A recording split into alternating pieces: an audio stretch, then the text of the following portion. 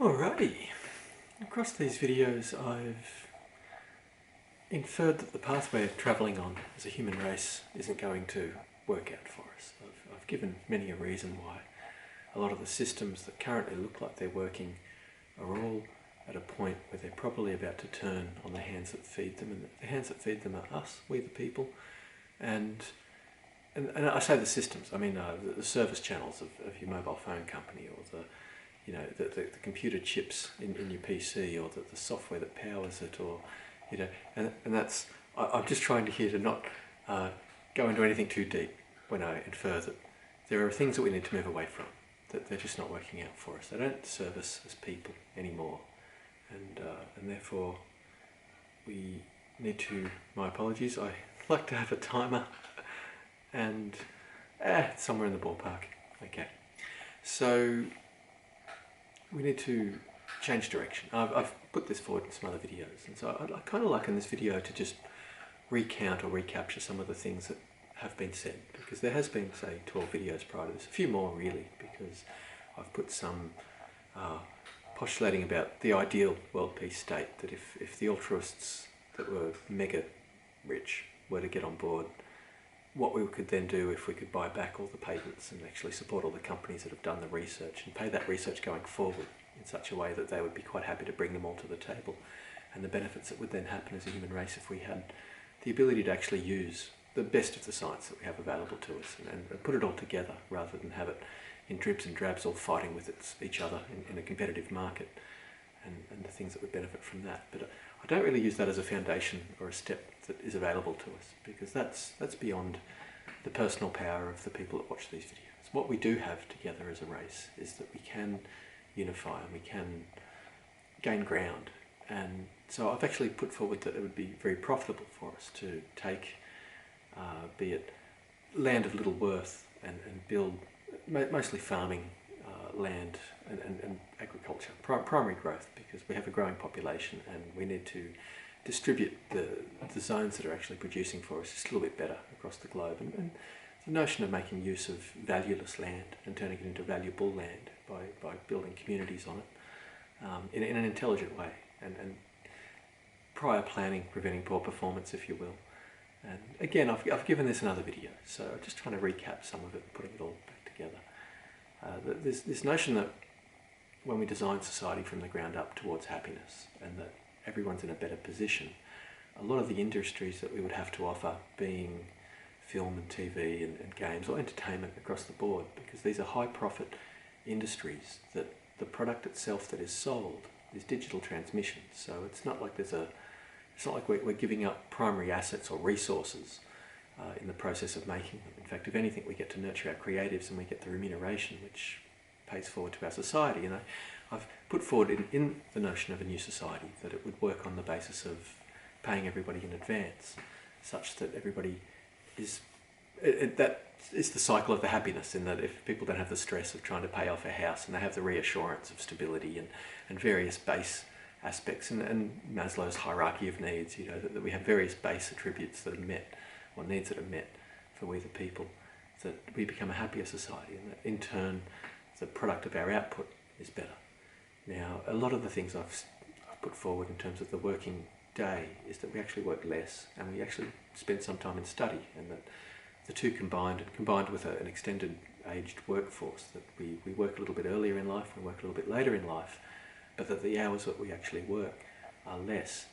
And these things are all possible when we acknowledge that study towards the goals that are needed by the population, when we work towards learning the skill sets that are needed on a wide scale, that we can remunerate people earlier, that there are, and even the relatively untrained roles, unskilled roles, that we can do at a younger age, like planting seeds, taking away the need at the moment that we have a lot of infrastructure, a lot of high cost aspects towards farming or various other aspects and roles that can be done just by rethinking it, and the idea of returning the workforce to that of the people.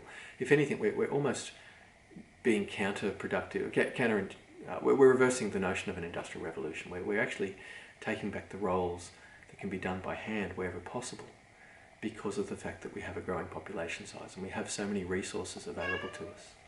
But the idea is if we work less hours and less arduous hours, that, and again with distributive wealth, that every worker is more engaged with the workforce. Every worker is more engaged with the business, because everybody wants to lower, of course, the operational costs. So it's like everyone becomes an occupational health and safety officer, just ensuring the betterment and the safety for everybody.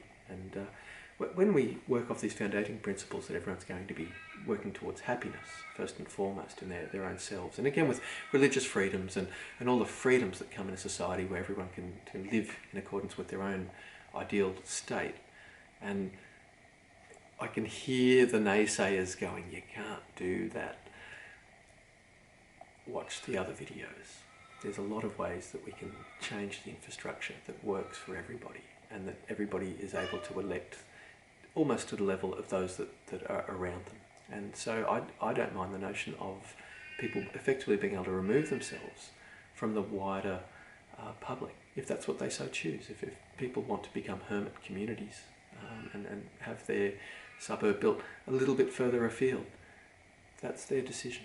And we're supporting them with a mass transit system that everybody has access to, and possibly at different times of day, so that people that might be germaphobes or not wish to share a carriage with people that are at a different level of I want to say awakening towards happiness. That if you could share a train carriage with an elect or a select few group of people that are qualifiably at a level of no fear, and therefore uplifting, I guess, even down to their eye contact, that everyone is a little bit happier, that might just be the time of day that you elect to travel on a train and get to the local mall, which might be a once a week thing, and therefore we can run select hours at the mall, select blocks of time, where again, an anti-germaphobe group have come through and wiped everything down and cycled the air out of the mall, whatever's needed.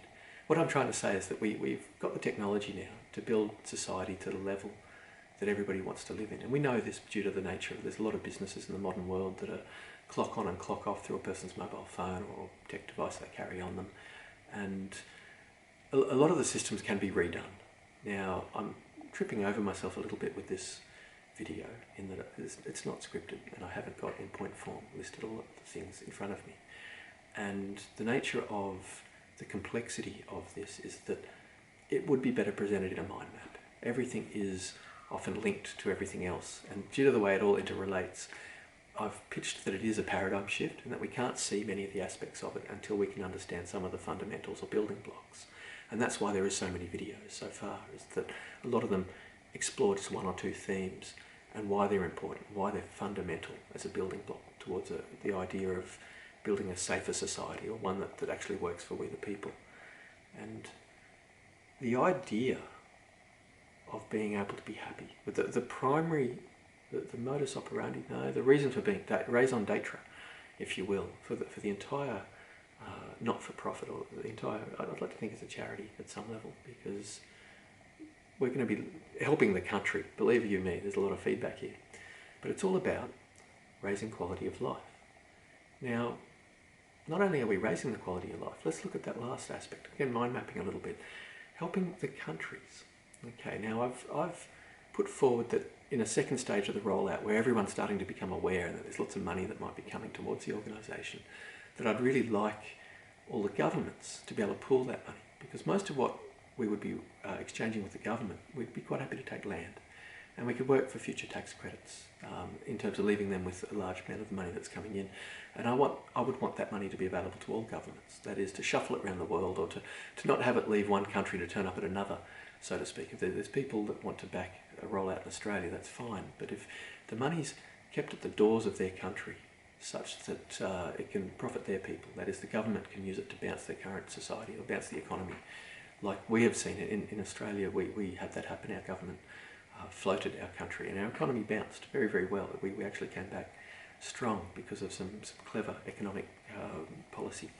So what can anybody aligned with this, what would happen in each country if we were creatively outputting what we're building for? So let's look at the first one, the resource of food. and it would be high life force food. So being able to give that to our nursing homes, and arguably I would say being the nursing homes, you know, where you're going to have a lot of primary carers and a lot of people who can give it an exceptional quality of life at a ratio that's a lot better than present, where, say, nursing homes are in a profit sector. So it's hard to see in the first generation, because we would see the burden of taking on board elderly that aren't giving anything back as a high burden. But there are ways to balance this out. And initially, yes, it would be a little bit harder for the first part of the setup. But going forward, the human race will be way more profitable. And I've given ways that the model transitions, where we've got all the money over here and not much over here. There's a charity setting up. But that due to the services that we'd be offering, that it would be very happy for the sectors with all the money to actually be contributing money towards us. And so that could be things like running call centres, or it would be things like having the highest level of accommodation. So world-class resort type level accommodation, feeding the best food and having clean air and just safety standards of living that are exceptional. And again, staff that are happy, you know, no facetious snide remarks or comments from unhappy health workers, that everyone being so happy to be in their roles. Now, a lot of this you would say, no, that's just a dream. But again, watch the other videos. There's building blocks that are needed for these things to happen, and they all tie together. And so I can't do a fast pitch where it sounds feasible or reasonable. But let's work off the basis that it is. Just humour me for a moment. I don't mind. I've been a Mad Nutter 12 times prior to this, so I'll keep up the good work. The notion of giving good quality food to the elderly and raising their quality of life through better engagement, that's exceptional, you know, and there is value in that. But that same good food could be given to the unemployed sectors. And I've pitched in these videos that a large part of what I would think would be the workforce that would join us in the early stages would be the unemployed and would be the homeless, because we are guaranteeing a base level of quality of living that would be a solution to so many of their problems. And again, they've got just as much diplomacy and capability. Again, having a voice heals aspects of the soul. And so these things all tie together and makes it extra valuable to all involved. Now, I feel like I've missed, education is, I guess, primarily the youth, and the notion of not making our youth work jobs that are giving them skill sets that won't necessarily aid them in their future path is currently the way of the modern world. But it's actually the foundation principle for how most of this business would work. And that is, it's the notion of handbooks, the notion that anyone can do any role simply by coming in and having everything put out in a procedure format, stating what's required of this role and what's needed. Now, I believe personally that there's a training element that can be done towards any role that put people then in a position to do so. But this notion of handbooks and the notion of documenting things, I've given indications why, or used it as a foundating argument to why it is, if the underlying reasons why, say, women can't hold positions of equal value or worth in organisations on the basis that if they had a pregnancy that might take them out of the workforce for a 12-month cycle, that it could be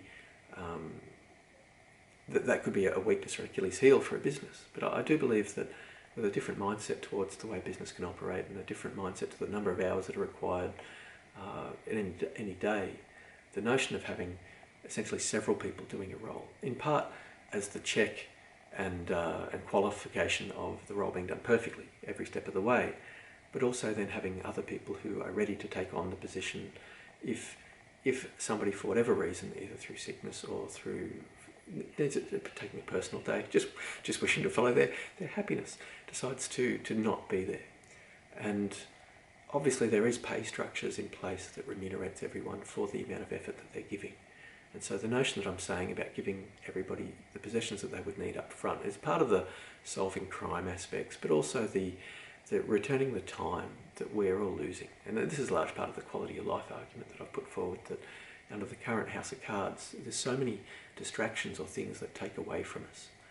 And this is not working for us. And so there's so many steps that are all revolutionary, all in one go. But for all the different ways that we can earn money, and I've indicated a few here, that we might be running call centres, or we might be doing accommodation, or we might be looking after the elderly, or we might be propping up some of the lower socioeconomic areas, and that might just be feedback systems with our government. where we can work for taxation credits or something, or maybe just further land.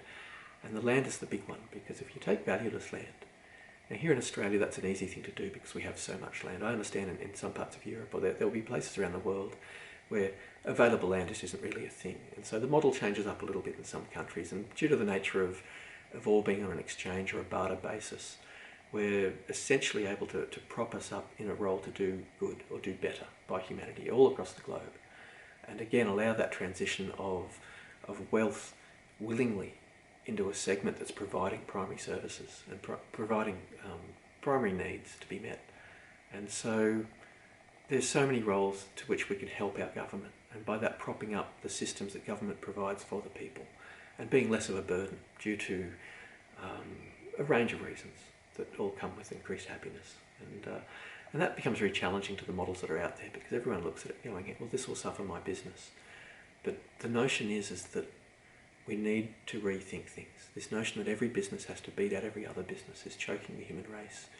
And so I do believe we need possibly a large cash influx right from the beginning, right from the outset, where an altruistic person realises this entire vision can come together with the smallest amount of assistance to start with.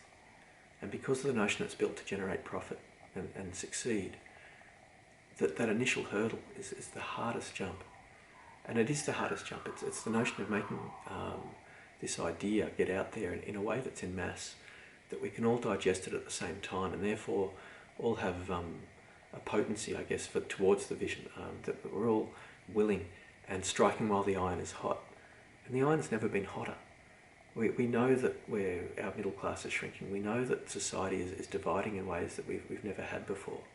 And so the idea of creating a society that is all about the individual's freedom, but in a society that holds them up and props them up. And so I've indicated before that I don't want to live to the notion of tolerance. I'd like to remove that word from our vocabularies. I'd like to live in a way that it's just not even a concept anymore. That we all recognise that we're stronger together and that we stand better together. And so much of that comes down to the clever planning. It does come down to everybody being able to elect what is in accordance to their lifestyle, such that they can find themselves in smaller pockets that supports that. And I'm not trying to create walls, it's quite the opposite. I'm trying to create a situation where everybody is awakening at a different pace, if you will, and there's a lot of people out there highly unenlightened, but they won't know that until they've had a chance to recognise what is happiness and what brings them happiness and what is causing them fear, and being able to make steps that move away from that fear and being able to heal within themselves, because we actually find a lot of our intolerances stem from very basic fears that have either been given to us by our parents and their parents because of a fiercely competitive marketplace, or the need for jobs that just haven't been available. And so right now we can make more jobs available, and there's an exceptional need for a workforce in such a rollout, and by that very nature we really do hit the ground running. But I've made the notion that a lot of the profit, and it won't be available to all countries, but it is in the active building process where we're constantly breaking new ground and constantly rolling out. And that could just be that we've got a growing workforce and therefore more people needed. But also over time, and as the generations go on, there's inherited wealth. And then people over the course of their lifetimes are still earning money. And therefore we've got to provide more. And so we'll be constantly increasing the quality of what is being built. There will be an artisan group of people that will always be on the forefront, will always be developing something better and building more. But that breaking new ground, and what happens when I believe it's called zero gearing. It's a little bit tricky to do because you've got to essentially not have profit and loss, is my understanding, but that you borrow back from the bank against the increased value of said property. Now, how do we do this in a widespread economic system? It really requires a lot of handshaking with government, and there is so much that all happens under a new paradigm. So at this point I'm unable to get direct contact with government. I'm unable to get direct contact with anyone. I do have the ability though to get a word of mouth out there. I do have the ability to making a video like this that rolls over a few of the ideas, and I'd like to reassure anybody that hears all this zaniness that I've actually got a background where I've invested a lot of time comparing this model against the best in economics and the best in psychology and the best in human altruism or nurturing, what makes us happier ultimately. And I do believe distributive wealth is the way forward. We need to remunerate people properly, and we need to give them their time back, because the amount of time is this precious resource that we all have that's equal. That is, it doesn't matter how rich you are, it doesn't matter how poor you are. We all have a finite amount of time in the course of our lives to share or to give back or to enjoy. And so that's where quality of life comes in, and this notion of improving the effectiveness of our time. And so really taking away all the systems that rob from us. And so at the moment that's ineffective income, where our money is propping everybody else up and not necessarily ourselves. And so changing the rules a little bit, this all comes down to the notion I keep saying that it can only be seen under a new paradigm. And we really need to have possibly a one-on-one. I'd really love to have a quality Q&A where somebody can ask me questions that really allow me to have to answer dynamically. Because at the moment, how do we know it's not a mad script? And how do we know that a lot of aspects have been well thought about? And I mean, I defer that I can't know it all, and I choose not to. I believe that you hire the best team and you set up the best bodies to make sure that everything is working in accordance to the mission statement.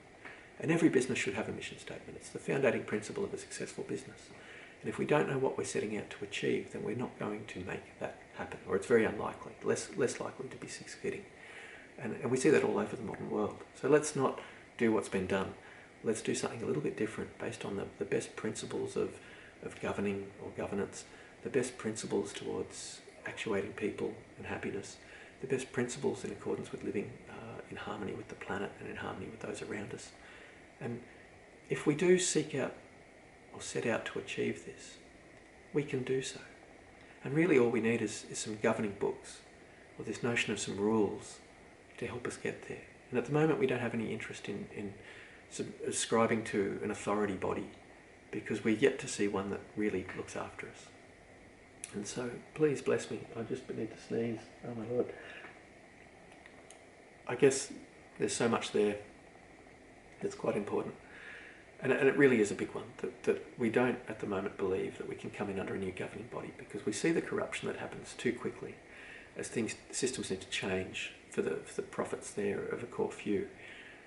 And so the setting up of these governing documents is probably what would need to be done to reassure people that this is a pace that's worth stepping to. So I would ask anyone that's watched me across these videos, you can hear in my tone of voice my genuineness, you can see in my body language whether or not there's any form of manipulation that's going on here. And I can assure that if I was elected to be a member of said charity, of setting it up and making it happen, which it's my life goal. Anyone that can see that I do these videos daily, and then some of the videos I allude, I just need a little bit of coin to keep doing this. Well, I've elected to just start selling possessions and whatnot, and I've got a PlayStation 5, and if that means I have to put it up as a gift to generate interest and hit critical mass at some point, I'd be including a lot of good games with it too. It would be a good one, so maybe watch this space. But I don't wish to do that, because I don't wish to create an ingenuine energy towards people who join in. And so look, whilst the notion of the physical possessions I have don't bring me happiness necessarily, but the idea of rolling out this vision that I've, unfortunately, I'd say sadly, I've had in the back of my mind, forefront of my mind, for 2 decades at least. And in that time I've been able to compare economic changes, and I've been able to put everything against the model, and the model has never needed to be evolved. And that's the beautiful thing, is that at no point has it changed once. And I personally don't think the vision is mine. It's one that's definitely been given to me. I'm not smart enough to put it all together, but I've definitely lived in this world on at least 1 or 2 occasions when it first came to me. And it wasn't necessarily lucid dreaming. It was seeing a vision that might be precognitive, it might be prophetic. And I'm not a prophet, I'm not. It's just a burden that I've got, and I've got to share it. And so now I do these videos near daily. But I can assure everybody at the moment that nobody else knows about these. Not one of my videos has ever been watched by even one handful of people. And that might be a lot of people on YouTube going on my clickbait heading, a great reset for all, and going, well, what's this one about? because the picture that's associated with it is an economic collapse and dire times. So it is true, I'm not selling a negative vision, and I could really, really hammer home a lot of the difficulties that the world is about to face over the next 3, 5, 10 and 15 years or 20 years. And there's going to be so many imminent collapses that are right in front of us that there's not one way forward where we can do any of those pathways. And so we need to change our course. And at the moment everyone's predicting we don't have the time to do it. And that's because nobody has seen a model like this one that could be rolled out in mass, that people would all jump ship to very quickly. And it would change up our relationship with the planet so quickly that any pre-existing models towards the rate that we're creating destruction and the rate that we're driving off a cliff would need to be re-evaluated. And so I can't predict the rate that we might get growth. And whether or not we're one of those little communities that sets up that never really gets much traction and it's just filled with really happy people, okay, well then there we go. There's this video. And I'm reaching out to the people I'm ultimately going to be working with. And that might be you. And that's fantastic. But I'd like it that for a bigger scale. And that whilst you might be part of first wave or wave one, and ultimately you'd be booked on a list for me to come around and visit, and for us to really be exchanging, I really would invite you into my house. But again, I can't predict the rate that we grow at.